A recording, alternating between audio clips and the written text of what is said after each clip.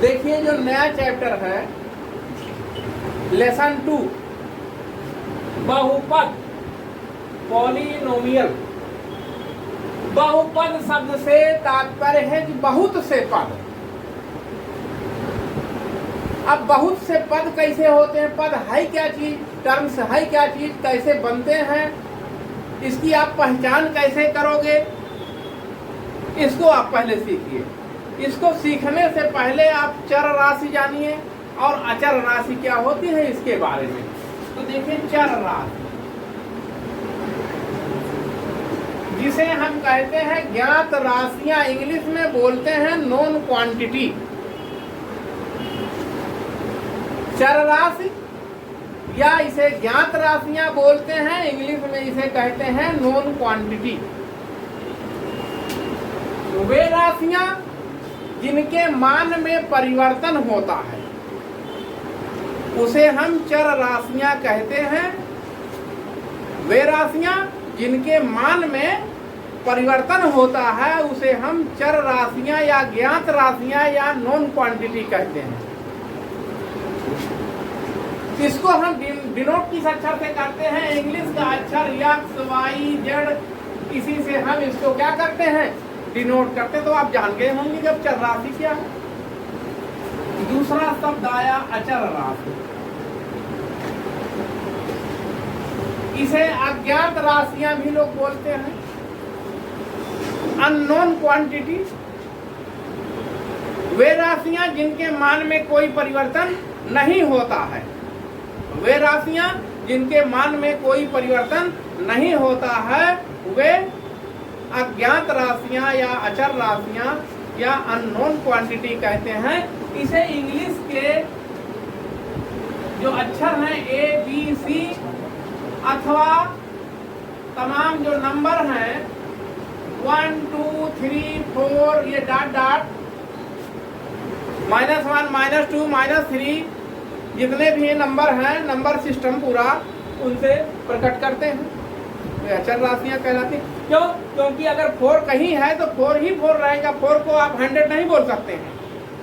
3 है तो 3 ही रहेगा, लेकिन उसको दूसरा अंक या दूसरा अंक के नाम से उच्चारण नहीं कर सकते हैं। बस इसको समझिए, फिर आगे क्या है। अब आप व्यंजक शब्द आएगा, व्यंजक या एक्सप्रेशन बोलते हैं। इंग्लिश में व्यंजक को एक्सप्रेशन कहते हैं। एक पदी व्यंजक, द्विपदी व्यंजक, त्रिपदी व्यंजक। तो देखिए व्यंजक में जैसे हमने लिख दिया 5, ये कितने पद हैं, एक पद।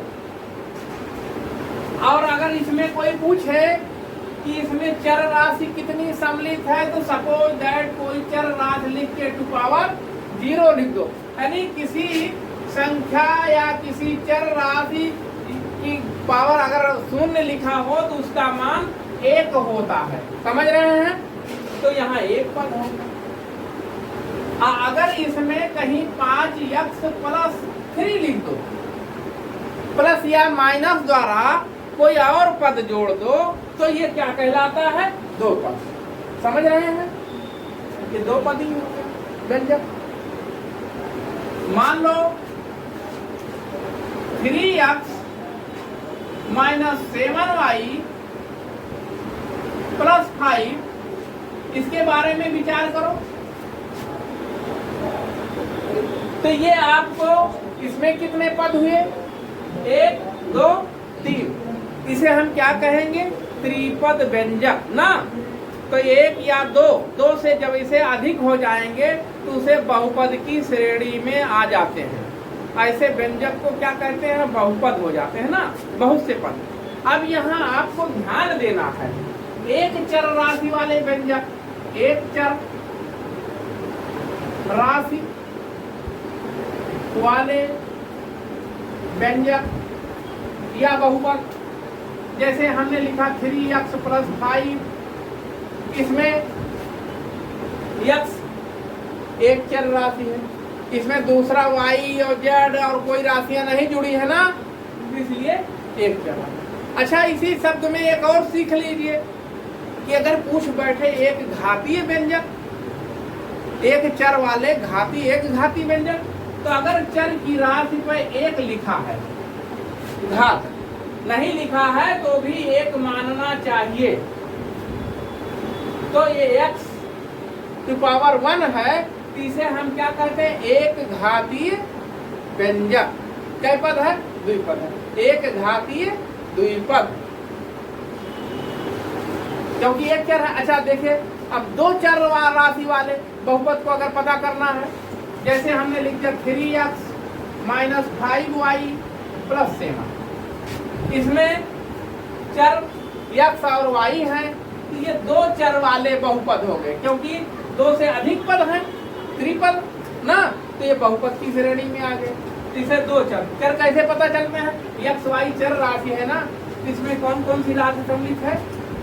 दो चर राशियां, तो ये दो चर वाले बहुपद। ऐसा तीन चर वाले अगर आप करना चाहें, 2x minus 3y plus z minus 4, इसमें कितनी राशि वाले हो गए? क्या चर राशि है? तीन, तो तीन चर राशि वाले बहुपद हो गए। अब देखिए, बहुपद के बारे में आप समझ गए। अब एक घाती बहुपद, दो घाती बहुपद, हमने लिखा x square plus 3x minus 7। इस बहुपद पर विचार कीजिए। यहाँ x की घात 1 छिपा है कहीं, यहाँ x की घात 0 छिपा है नहीं, तो जो बहुपद की घात होती है, इसमें जो सबसे बड़ी घात 2 है, तो इसी के नाम से इसका नामकरण होगा। इसे हम बोलते हैं द्विघात बहुपद। कितना बोलेंगे? द्विघात बहुपद। अगर हम लिखते हैं x³ minus 2x square plus 5x plus 3, इसमें देखिए सबसे बड़ी घात बहुपद की कितना है? यहाँ 2, यहाँ 1, यहाँ 0। इसका मतलब जो सबसे बड़ी घात होती है उसी हिसाब से इसका नामकरण किया जाता है। तो ये कौन सा बहुपद हुआ? त्रिघात बहुपद ना। अब देखिए, अगर कहीं अंडर रूट लिखा हो, अगर पूर्णांक में नहीं है तो बहुपद की श्रेणी में नहीं आएगा। जैसे हमने लिखा कहीं √p प्लस 3, पूछे कि बहुपद है तो कहोगे बहुपद नहीं है, क्योंकि p क्या है? p पर अंडर रूट लिखा है, ये पूर्ण राशि नहीं है, अपूर्ण है ये अपने आप में ना, इसलिए ये बहुपद नहीं है। अगर कहीं लिखा हो t square minus 5t plus 3, तो इसे t स्क्वायर है, अंडर रूट से ये t निकल जाएगा, तो ये बहुपद की श्रेणी में हो जाएगा। इसीलिए कैलकुलेशन के बाद जैसे कहीं जांच कीजिए कि बहुपद है या नहीं, तो पहले आप उसको सॉल्व करके क्या करेंगे? देख लेंगे, फिर उसके बाद कहेंगे बहुपद है कि नहीं। अब देखो, हमने आपको ये तरीका समझाया, पूर्ण रूप से समझ में आ गया होगा। अब हम बहुपद को व्यक्त कैसे करते हैं इसको देखिए। जैसे मान लो हमने लिखा x square plus 3x minus 7 एक बहुपद है। बहुपद को व्यक्त करने के लिए ऐसे पॉलिनोमियल इसका नाम है, तो यहाँ लिखा जाता है x, क्योंकि इसके व्यंजक क्या है? x रूप में सब पाए जा रहे हैं, राशियां क्या है? चर x रूप में पाई जाती है। जैसे मान लो हमने कहीं लिखा py, कहीं लिखा हो y square minus 2x plus 3, तो ये y रूप में चर राशि है ना, पॉलिनोमियल। ये भी एक व्यंजक है, इस तरीके से प्रकट किया जाता है। आपने कक्षा 8 में पढ़ा होगा गुणनखंड प्रमेय, शेषफल प्रमेय, तो वहां पर आप क्या करते थे? गुणनखंड प्रमेय जब करते थे, इसका गुणनखंड करते थे या इसका मान निकालने के लिए देखते थे, इसमें कौन सा x का मान रख दे जिससे px का मान निकल आए, या p2 का मान, या x बराबर 2 रखने पे इसका वैल्यू क्या होगा, या इसमें y बराबर 3 रखने पे इसका वैल्यू क्या होगा, तो वहाँ आप हल करते थे। जब ये रखने पे आपको सोल्यूशन निकल आता था, कहते थे कि हाँ ये जो है यक्स का मान इसके रखने से ये हल हो गया है, इसलिए इसकी यक्स की वैल्यू है। और गुणनखंड प्रमेय व शेषफल प्रमेय में करते थे, तो शेषफल प्रमेय में बहुपद में कोई ऐसा मान रखते थे जिससे वो व्यंजक 0 हो जाता था, तब फिर आप कहते थे हाँ यक्स बराबर 2 रखने पर व्यंजक 0 हो गया, यक्स बराबर -1 रखने पे व्यंजक 0 हो गया। तो इसलिए यक्स +1 या यक्स -2 पक्षांतर कर लेते थे, कहते थे हाँ इस व्यंजक का एक गुणनखंड है, फिर भाग देते थे, फिर गुणनखंड निकालते थे, उस हिसाब से हल हो जाता था शेषफल प्रमेय। तो अब देखिए इसी क्रम में इसकी प्रश्नावली हम चालू कर रहे हैं और प्रश्नावली के बारे में आप इसको पढ़िए। प्रश्नावली 2.1 के बारे में हम बताने जा रहे हैं, इसको सीखिए और स्वयं आप भी समझ करके हल करने का प्रयास कीजिए। देखिए हम आपको बहुपद के बारे में पूरी तरीके से अभी समझाया, आर्टिकल कैसे आप देख करके सीखेंगे, कैसे इसको पहचान करेंगे, शुरुआती दौर में बताया। आप समझाने के बाद हम चल रहे हैं प्रश्नावली 2.1 पर। आप लोग इस क्वेश्चन को भली भांत पढ़िए। कभी कभी जो होता है ऐसे बिना क्वेश्चन को पढ़े बच्चे सॉल्व कर देते हैं तो वो गड़बड़ हो जाता है। क्वेश्चन को बार बार पढ़ना चाहिए, बार बार पढ़ने से क्वेश्चन का सलूशन 50% स्वतः निकल जाता है, क्योंकि 2 बार 3 बार पढ़ोगे तो आपके दिमाग में बैठ जाता। मैथ एक ऐसी चीज है कि जब तक आप अपने दिमाग में नहीं ले आओगे तब तक कभी आएगा नहीं। और रट्टू बनना कोई अच्छी चीज नहीं, मैथ से इजी कोई सब्जेक्ट नहीं है, बशर्ते उसको समझिए। समझने के बाद 2-4 सवाल लगाए तो आपको बहुत इजी हो जाएगा।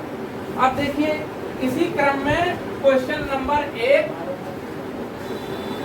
क्या लिखा है, निम्नलिखित व्यंजकों में कौन कौन एक चर में बहुपद है और कौन कौन नहीं है, कारण साथ अपने उत्तर दीजिए। क्वेश्चन नंबर 1 लिखा है 4x² - 3x + 7। अब देखो एक चर के बहुपद है कि नहीं, इसमें चर राशियां यक्स ही तो पाई जा रही हैं, इसलिए एक चर का बहुपद ये है। समझ पाए कैसा बहुपद है एक चर का। अच्छा हम अपनी तरफ से एक क्वेश्चन बना देते हैं। अगर हम पूछे कि ये कौन सा किस घात का बहुपद है, तब क्या बताओगे? 2 घात का बहुपद ना, ये द्विघात बहुपद भी कह सकते हो। लेकिन चूंकि क्वेश्चन जो कह रहा है उसी को आप उत्तर दीजिए। लेकिन एक्स्ट्रा माइंड में हमेशा जो है रखे रहिए, अपने दिमाग को तेज करने के लिए। जब कुछ ज्यादा जानोगे तो मैथ और इजी हो जाएगी। तो यहाँ x⁴ 2 है, सबसे बड़ी घात 2 है, इसलिए ये द्विघाती बहुपद है। अब यहाँ लेकिन क्वेश्चन में पूछा है एक चर का कौन कौन सा बहुपद है जिसमें चर राशियां यक्स ही पाई जा रही हैं, इसीलिए एक चर का ये बहुपद है। उत्तर हो गया। इसका दूसरा पार्ट आप देखिए, पहले का y² + √2। अब ये तो पहले से अचर पद है, ये तो आपको मालूम है। और y क्या है? ये चर राशि है। y क्या है? चर राशि। इसलिए कै चर राशि है? इसमें एक चर राशि है। एक चर राशि होने के नाते इसे हम कहेंगे एक चर वाले बहुपद ना, एक चर राशि वाले बहुपद है। लिख दोगे ना, इसको भी जैसे लिखा एक चर राशि वाले बहुपद है, इसी प्रकार इसको भी लिख सकते हो एक चर राशि वाले बहुपद है। समझ में आया? तीसरा पार्ट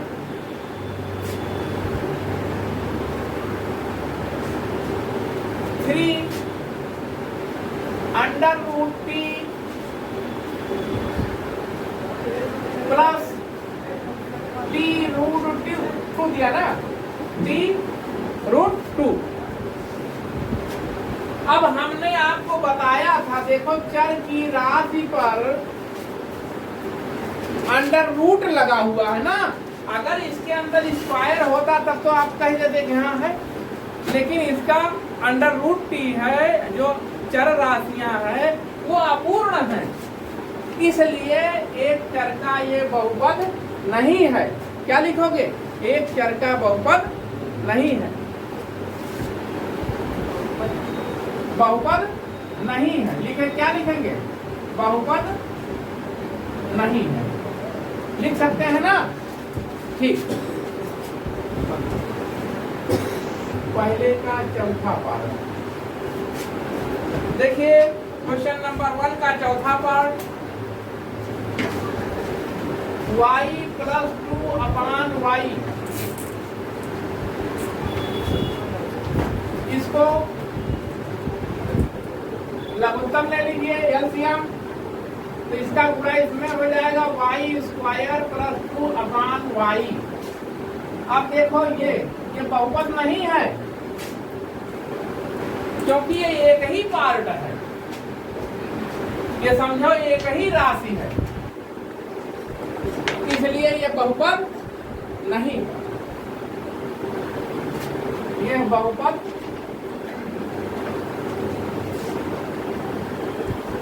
नहीं है।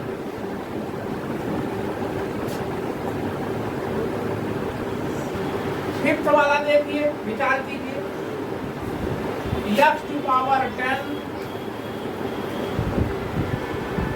प्लस y टू पावर 3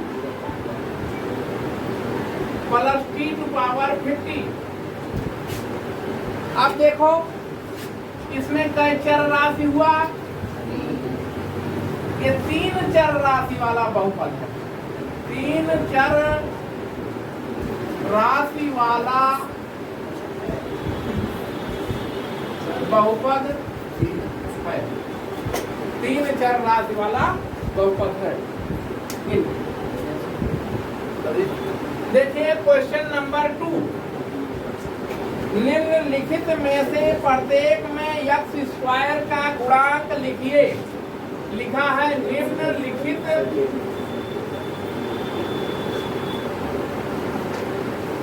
में से x स्क्वायर का गुणांक लिखो। इस क्वेश्चन को समझने, लिखने से पहले, लगाने से पहले आप पहले समझ लो। जैसे हम कहीं लिखा 3x square minus 1/3x plus 7, अगर पूछता है x स्क्वायर का गुणांक, x स्क्वायर यही है ना, तो इसका गुणांक कितना हुआ? 3। समझ रहे हैं? इसी तरीके से अच्छा कहीं लिखा हो x square minus 7x plus 5, तो वहां पूछे x स्क्वायर का गुणांक, तो वहां 1 क्या है? छिपा हुआ है ना। तो ठीक इसी प्रकार से देखिए, फर्स्ट दूसरे का पहला part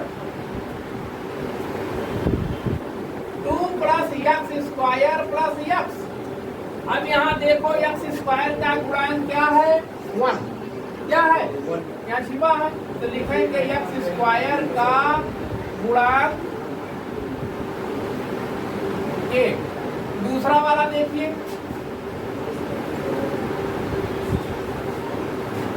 2 minus x square plus x to power 3। यहाँ पर x स्क्वायर का गुणांक क्या मिलेगा? यहाँ 1 छिपा है ना, तो चिन्ह सहित लिखा जाता है -1। Third, π/2 x square plus x। यहाँ देखिए x स्क्वायर का गुणांक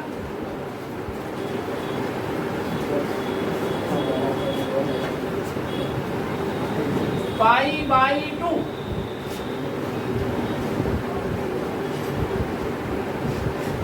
देखिए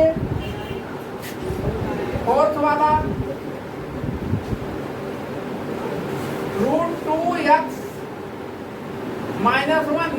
टिपिकल क्वेश्चन है बच्चों, इसमें ध्यान देंगे आप। अब यहाँ √2x -1 यहाँ पूछ रहा है x स्क्वायर का गुणांक। तो बहुत से बच्चे क्या करते हैं, कहा थी हमें x स्क्वायर है ये ना है भाई। तो जब x स्क्वायर है ये ना है भाई तो मतलब शून्य, यह है ना। तो x स्क्वायर है ये ना है भाई तो कोई मतलब क्या है शून्य। तो अब ये क्या हुआ, यहाँ x स्क्वायर का गुणा ऐसे लिखना चाहो, x स्क्वायर ऐसे लिखो 0x स्क्वायर प्लस √2x -1 इस रूप में। तो x स्क्वायर का गुणांक क्या हुआ 0 हो गया। आंसर पर्सनालिटी 2.1 बहुपद। क्वेश्चन नंबर 3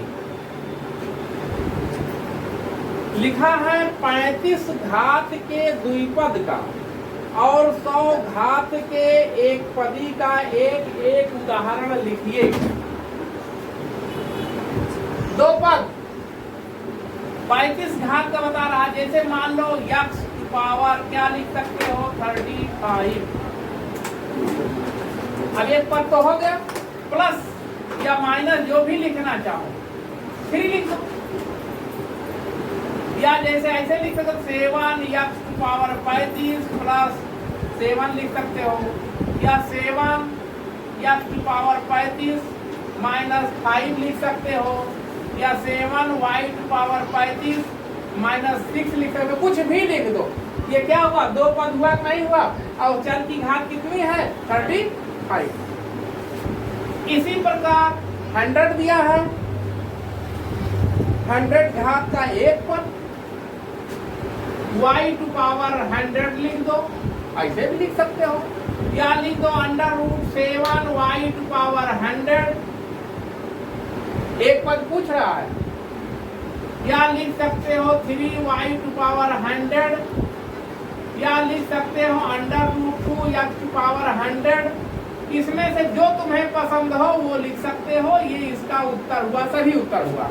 कोई जरूरी नहीं कि आपके जो प्रश्नावली का उत्तर दिया गया है वही हो, जो पसंद आए लिख सकते हो। ठीक,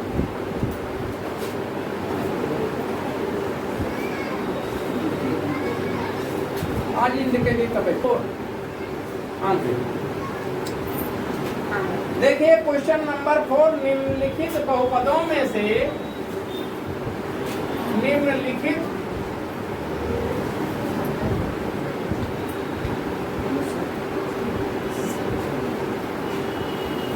बहुपदों में से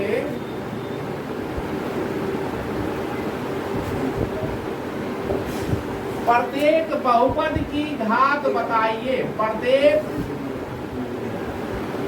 बहुपद की घात बताइए। पहला पार्ट देखिए इसका, 5x power 3 plus 4x square. Chapter शुरू करने के पहले ही हमने आपको घात बताया था कि जो इसमें इस बहुपद में चर की जो सबसे बड़ी घात होती है वही बहुपद की घात कहलाती है। अब इसमें देखो बहुपद की घात कितना हो गया था 3, बहुपद की घात 3, ये आंसर हो गया। इसी प्रकार सेकंड वाले में देखिए 4 - y स्क्वायर। यहाँ चर पर सबसे बड़ी घात कितनी है 2, तो यहाँ बहुपद की घात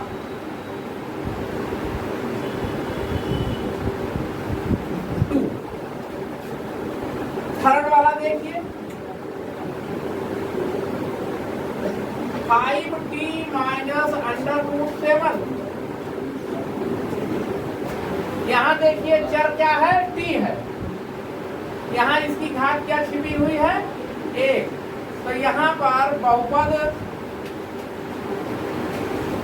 की घात एक है। इसी प्रकार ये देखिए सोचने लायक सवाल है। यहाँ लिखा है 3, इसके पहले भी मैंने आपको बताया था कि बहुपद की घात अगर पता कहीं नहीं लिखा है, यहाँ इसका मतलब क्या होता है, 3 गुणे 1 को तुम लिख सकते हो x की घात 0। तो इसका मतलब ये चर राशि हुआ, तो इसमें बहुपद की घात 0 हुआ। बहुपद की घात 0, यही आंसर होगा। क्वेश्चन नंबर 5, निम्नलिखित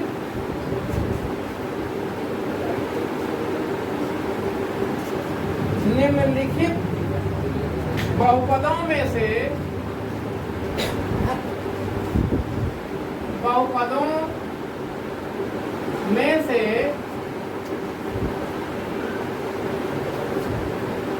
कौन कौन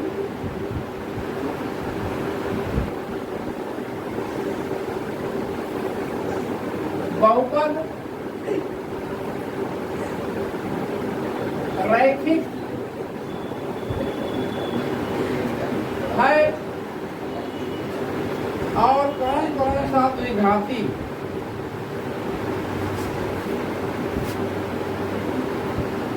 कौन कौन सा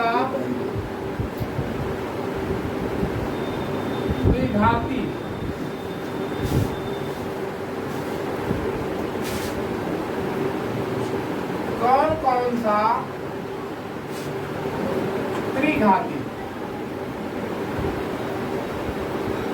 इस क्वेश्चन को हम बताने से पहले ही बहुपद जब शुरू किया था तो हम समझा चुके थे। चाहो तो तुम स्वयं भी कर सकते हो, लेकिन इसका फर्स्ट पार्ट देखिए, x² प्लस x। देख रहे हो कौन कौन सा बहुपद रैखिक, जब चर की घात में पावर सबसे बड़ा 1 हो तो वो रैखिक बहुपद या एक घातीय बहुपद कहलाते हैं। समझ रहे हैं ना, उसी को रैखिक बोलते हैं, चर की घात 1। अब यहाँ देखो चर की घात सबसे बड़ा क्या है, 2, तो ये कौन सा बहुपद हुआ, द्विघातीय बहुपद।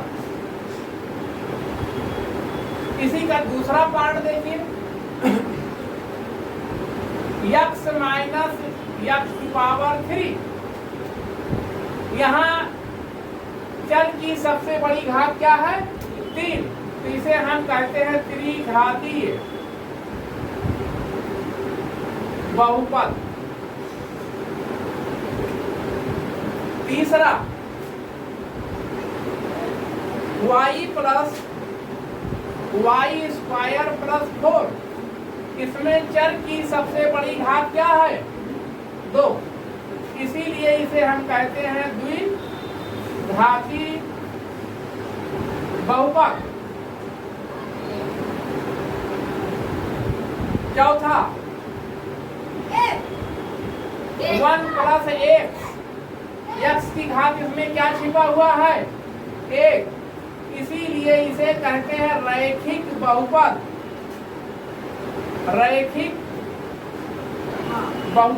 ये समझ गए होंगे।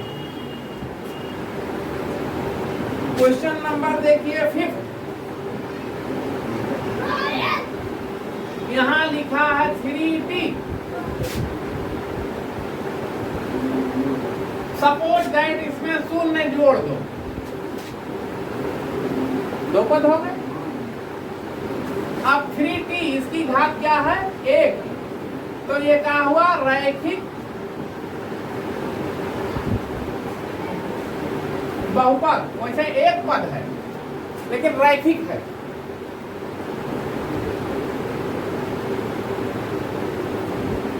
सेवन x की घात 3, 6 वाला। इसमें x की पावर कितना है, 3।